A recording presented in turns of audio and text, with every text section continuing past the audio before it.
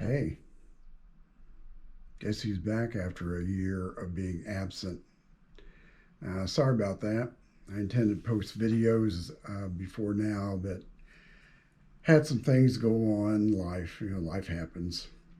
I thought tonight, it's actually evening when I'm recording this.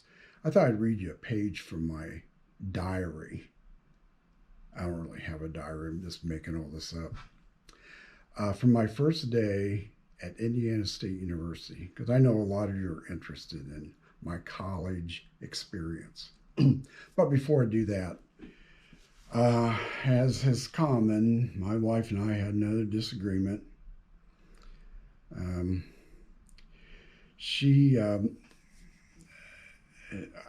finally said, "What exactly is your problem?" And she said that she was happy for the first 20 years. I said, "Well, then what went wrong?" She said, "Then we met." I said, "I've given you the best years of my life." And she said, "Those were the best?" So that got the day off to a bad start. Anyway, I had to go to the store, pick up some things, and the cashier, rude, slow, incompetent. That's the last time I ever used a self check. On the way home, a cop stopped me and he said, "I need to see your license and registration." Well, I didn't have my driver's license with me. And he said, "Well, can you identify yourself?" I said, "Well, do you have a mirror?" He handed me the mirror. I looked at it. Yep, that's me. All right, maybe I should read my diary. Here we go. This is Monday, September the 8th, 19 blah, blah, blah, long time ago. Dear Diary, my first day as a college student at Indiana State University is done. What a day it has been. Ha ha. Why would I put ha ha? I already knew it was funny. I mean, hard to believe just 3 days ago I was discharged from the U.S. Army. So here's how my day unfolded. 7 a.m. Wake up, take a shower. 7:30. Eat breakfast. 9 o'clock. Orientation for students who are not first-time college students.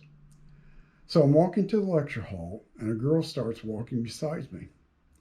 She asked me where I previously attended. I turned to reply and got the first of many shocks.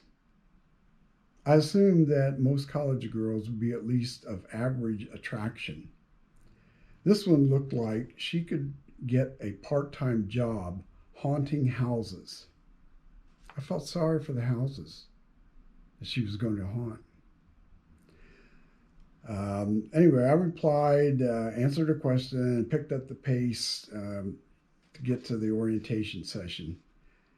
I didn't ask her what her name was, where she was from, or she could identify her species.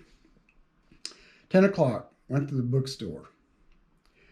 All the books are located on the lower level, which is just a glorified basement with shelves.